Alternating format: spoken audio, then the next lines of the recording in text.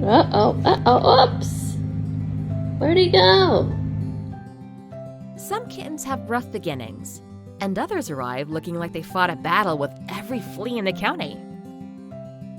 This is the story of two such tiny warriors, Snickers and Reeses, the little candies with big personalities. Snickers was the first to arrive in Lori's foster care. He didn't show up with a cute bow, a tiny ribbon, or an adoption tag. He came in alone, absolutely coated in fleas. Hi there! Nice to meet you! I know it's been a day! His early days at the shelter were rough. When the staff bathed him, the water turned red. That's not a poetic exaggeration. That's pure flea history. He also had maggots flushed from his mouth, though luckily there was no injury there. Nobody knows what he went through before arriving at the shelter, but there was also an old skin wound on his shoulder, hidden beneath his growing floof. But here's the beautiful thing. Snickers responded with joy. After everything he'd endured, he was still goofy, still silly, still affectionate, still full of spunk and sweetness. There's something incredibly heartwarming about a kitten who has seen hardship, who still greets life with a purr. Oh my goodness! Do you like that mouse? Meanwhile, at Lori's house, where countless kittens have passed through, there was soon to be another arrival, a second kitten from the same shelter. Reeses showed up with a similar story. Covered in fleas, already treated, but still carrying the evidence, flea dirt and the remains of dead fleas Lori carefully combed away. And while Snickers was playful and outgoing, Reeses had his own special brand of charm. He was a love bug. He didn't just need blankets. He made biscuits with passion. He didn't just get cozy.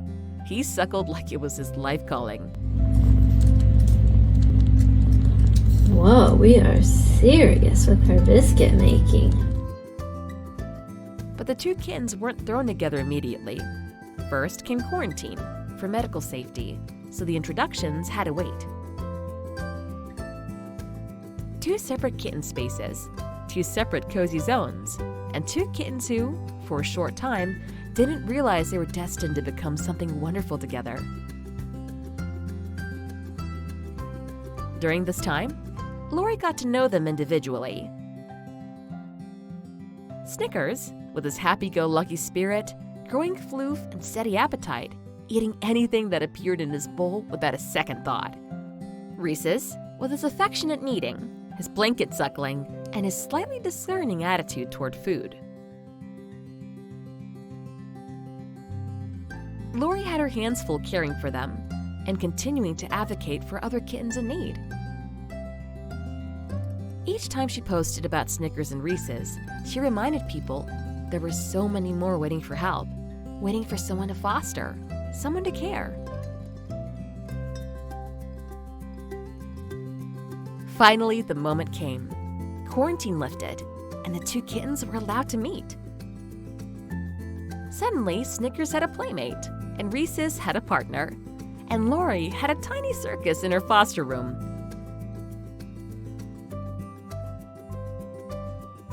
They became parrot kittens, shoulder perchers, and lap lovers. They wanted human company at all times.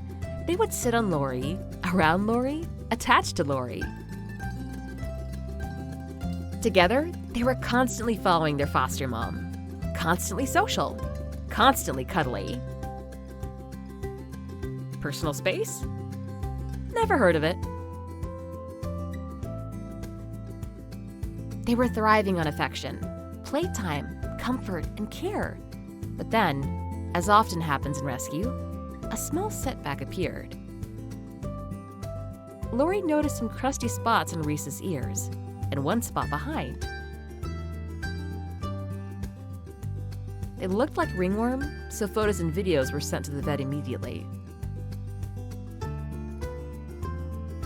Reeses started treatment with intrafungal, and Snickers began medication too, since he'd already been exposed, though there were no visible spots on him at the time. It wasn't a tragedy, just another "it's always something" rescue moment. But Lori handled it with patience, affection, and a steady belief that they would come through it just fine. And during the treatment, their personalities continued to blossom. Snickers followed Lori everywhere. The floof on his body lengthened dramatically. He suckled and kneaded and snuggled constantly. Reeses, meanwhile, continued to perfect his biscuit-making technique and blanket suckling routine, and declared himself a cuddle expert. And slowly, healing happened. The old wound on Snickers' shoulder fully healed. The ringworm cultures? No growth in the first week, a very promising sign. The treatment continued, but the outlook was hopeful. Soon Lori made the official announcement. Snickers was accepting adoption applications.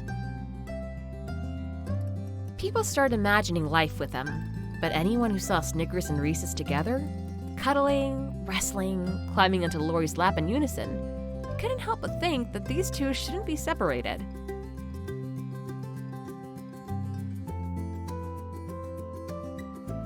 But no matter how inseparable Snickers and Reeses became, there was always a fear that one might be adopted without the other. And then came the perfect ending. Not just a good one, a genuinely beautiful one. Both kittens were adopted together. They went to a beautiful home where they had windows for bird watching, cozy spaces for sleeping, toys for playtime, and most importantly, each other. Kittens often arrive in the world alone, injured, infested, and frightened. But sometimes fate sends them a second chance and a best friend. And for Snickers and Reeses, that second chance blossomed into a life full of comfort and connection. A forever friendship that began in hardship, grew through healing, and continues in love.